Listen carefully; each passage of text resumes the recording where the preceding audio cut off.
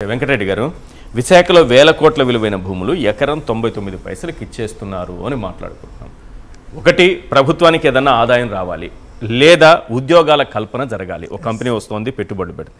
ఇవేవీ లేకుండా 99 పైసలకి ఎకరా ఇచ్చేస్తున్నారు. ఎకరైంది 27 ఎకరాలు కూడా కలిపి 99 పైసలు అన్నారు కదా ఇంతకుముందు.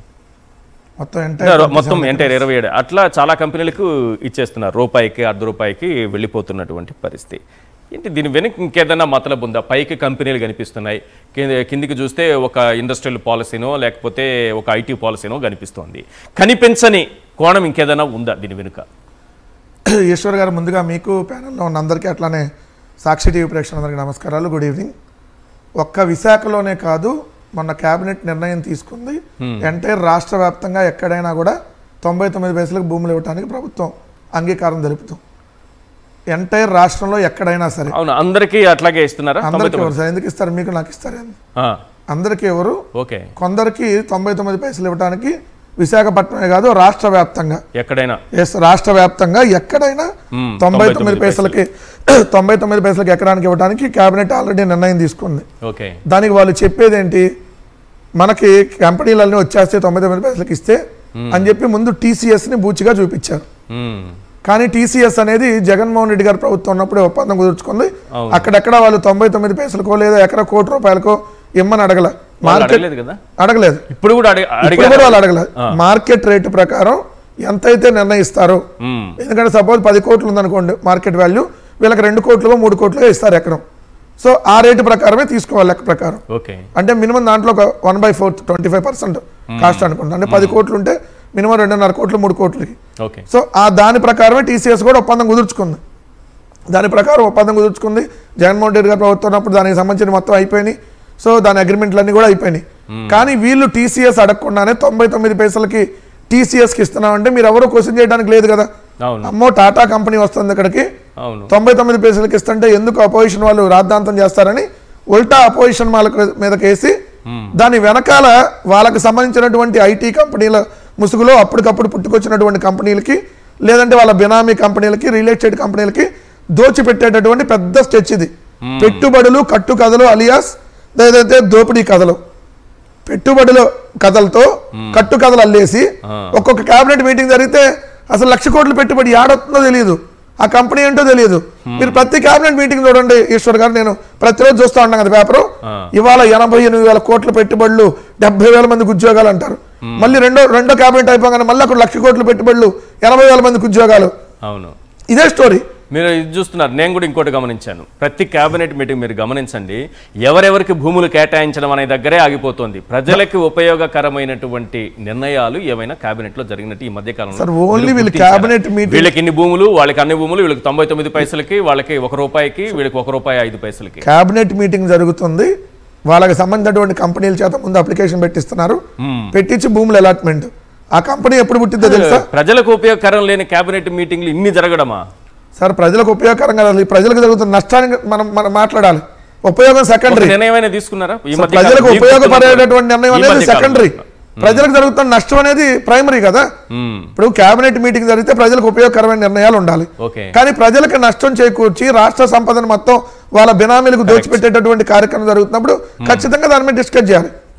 సార్, ఒకటే క్లియర్ గా వైఎస్ఆర్ కాంగ్రెస్ పార్టీ స్టాండ్, పెట్టుబడులు రావటాన్ని ఎవరూ వ్యతిరేకించట్లా, పరిశ్రమలకు భూములు కేటాయింపుని ఎవరూ వ్యతిరేకించట్లా.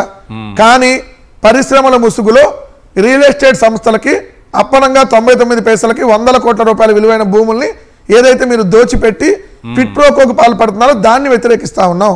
ఎందుకు క్విట్ ప్రోకో అన్నాను? ఇప్పుడు సపోజ్ 50 కోట్ల ఎకరం ఉంది, మీరు చంద్రబాబు నాయుడు గారు ఓరికి ఎవరికైనా ఫ్రీగా ఇస్తాడండి 99 పైసలకి? కావాల్సిన వాళ్ళకి ఇవ్వచ్చేమో. కావాల్సిన వాళ్ళకి ఎందుకు ఇస్తాడు? సార్, కావాల్సిన వాళ్ళకి ఎందుకు ఇస్తాడు? 2 పాయింట్లు ఉండాలి ఇక్కడ.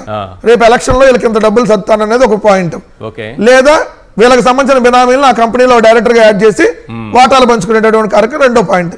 ఈ 2 కాకుండా 99 పైసలకు ఎందుకు ఇస్తారు? ఇప్పుడు మీరు అన్న రహేజా గ్రూపు, ఇదే రహేజా గ్రూపు ఇక్కడ 100 కోట్ల విలువైనటువంటి భూముల్ని హైదరాబాద్ నానక రామగూడలో కానీ మిగిలిన చోట కానీ కొనుక్కుంటుంది. తెలంగాణ ప్రభుత్వం ఆక్షన్ పెడుతుంది. ఆక్షన్ పెట్టినప్పుడు వాళ్ళు నిర్ణయిస్తారు మార్కెట్ ధర 70 కోట్లు 80 కోట్లు నిర్ణయిస్తారు. అప్పుడు పాడుకుంటే 90, 100, 120 కోట్లు. నిన్న చూసాం 130 కోట్లకి ఎకరం ఇక్కడ అయింది.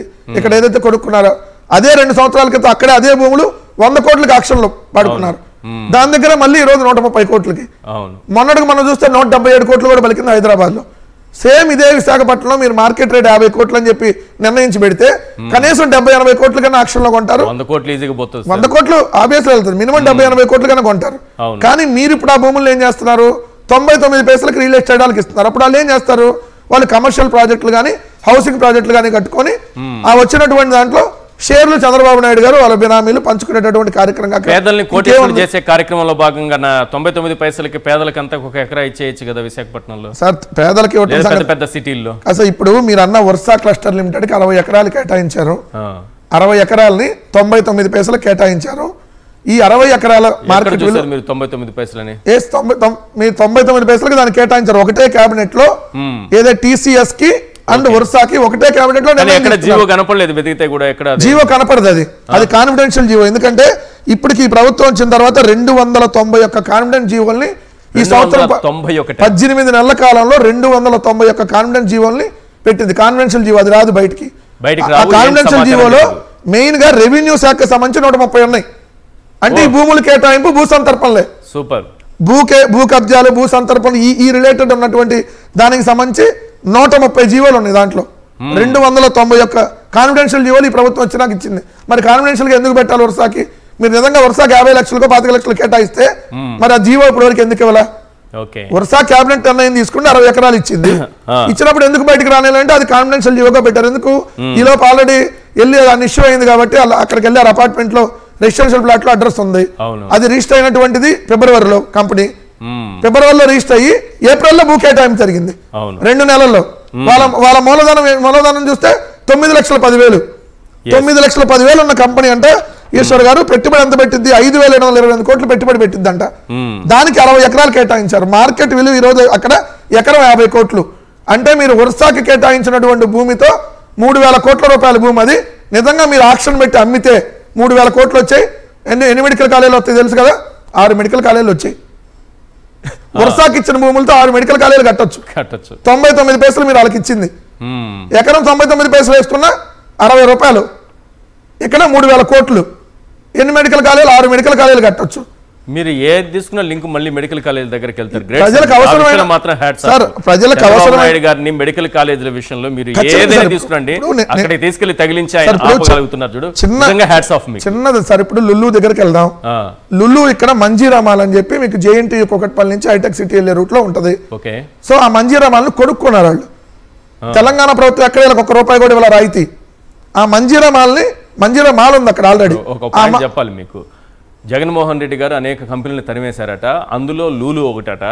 కొంతమంది ఎల్లో బ్యాచ్ అక్కడికి వెళ్ళి లూలు దగ్గరికి వెళ్ళి చూసారా, విశాఖ నుంచి జగన్మోహన్ రెడ్డి తరిమేస్తే హైదరాబాద్కు వచ్చేసింది లూలు అని. సార్ ఇప్పుడు జగన్మోహన్ రెడ్డి ఏ రకంగా దుష్ప్రచారం చేస్తారని చెప్పడానికి అతి పెద్ద మాలు ఇనార్బిట్ జగన్మోహన్ రెడ్డి గారు ఉన్నప్పుడే ఇనార్బిట్ కి సంబంధించిన శంకుస్థాపన, దానికి సంబంధించిన అన్ని ల్యాండ్ ఎలికేషన్ కూడా జగన్మోహన్ రెడ్డి గారు ఉన్నప్పుడే అయింది. సో మేము ఎలా ఇక్కడ లుల్లు లాగా దోచిపెట్టే కార్యక్రమం చేయలేదే. ఇప్పుడు లుల్లుకు సంబంధించి మీరు చూస్తే ఇక్కడేమో 318 కోట్లు పెట్టి హైదరాబాద్ లో కొనుక్కున్నారు సార్.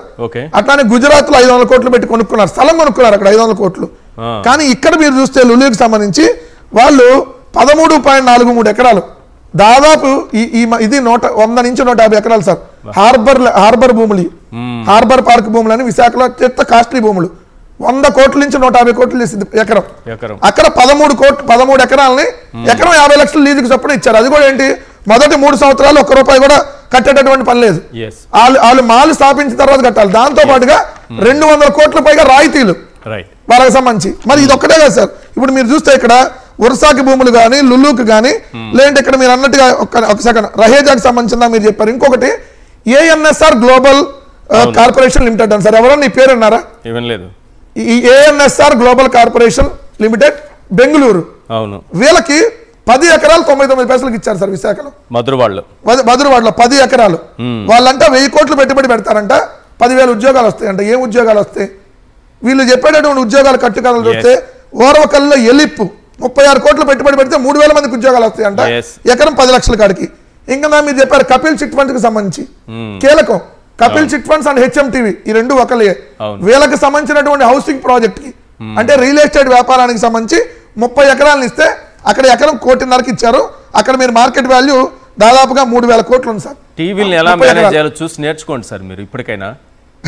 కాదు సార్, అలా దోచిపెట్టేటటువంటి కార్యక్రమం జగన్మోహన్ రెడ్డి గారు ఎప్పుడు చేయలేదు. కానీ ఇప్పుడు ఒకటైతే నేను స్పష్టంగా చెప్తున్నా, అసలు వీళ్ళ విధానం నేను స్పష్టంగా ఒక్కసారి అడుగుతున్నా చంద్రబాబు నాయుడు గారిని, అసలు ఏంటి మీ విధానం స్పష్టంగా చెప్పండి. ఎకరం 100 కోట్లు విలువ చేసే భూములను 99 పైసలకు ఇస్తారు.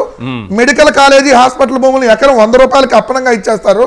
అమరావతిలో 1 కిలోమీటర్ రోడ్డు వేయడానికి 175 కోట్లు కాంట్రాక్ట్ ఇస్తారు. సిద్ధార్థ లోతులకి నెలకి 73,50,000 చొప్పున ఇప్పటికి 17 నెలల్లో 17 జీవోల ద్వారా 12.5 కోట్లు ఇచ్చేశారు. అలానే మీరు చూస్తే సీఎం, డీసీఎం, ఎస్సీఎం అంటే షాడో సీఎం, ఎస్సీఎం అంటే షాడో సీఎం నారా లోకేష్. వీళ్ళ ఫ్లైట్లో తిరగడానికి ఈ 18 నెలల్లో ఖర్చు పెట్టింది 108,29 లక్షలు. నెలకి 6,37,00,000 ఖర్చు పెడుతున్నారు. మరి ఇక్కడ ఖర్చు చేస్తున్నారు. సీఎం కరకట్ట ఇంటికి వెళ్లే దారిలో లైటింగ్ ఖర్చులకు 4,40,00,000, ఇంటి మరమ్మతులకు ఇప్పటి వరకు 3.5 కోట్లు. ఇలా అప్పనంగా దోచిపెట్టి డబ్బులు లేవు. మెడికల్ కాలేజీలకు కట్టడానికి డబ్బులు లేవు. ఫీజు రింబర్స్మెంట్ ఇవ్వడానికి 6,000 కోట్లకు డబ్బులు లేవు. రైతులకు సంబంధించి ఏదైతే ధరల స్థిరీకరణకి 3,000 కోట్ల డబ్బులు లేవు. ఉచిత పంటల బీమా కట్టడానికి డబ్బులు లేవు. కానీ ఇక్కడ మాత్రం అప్పనంగా భూములు దోచిపెడతారు, మీరేమో దుబారా చేస్తారు, ఇక్కడ దోచుకుంటారు. సో దీన్ని ఖచ్చితంగా ప్రజలందరూ కూడా దీన్ని క్వశ్చన్ చేయాల్సినటువంటి అవసరం.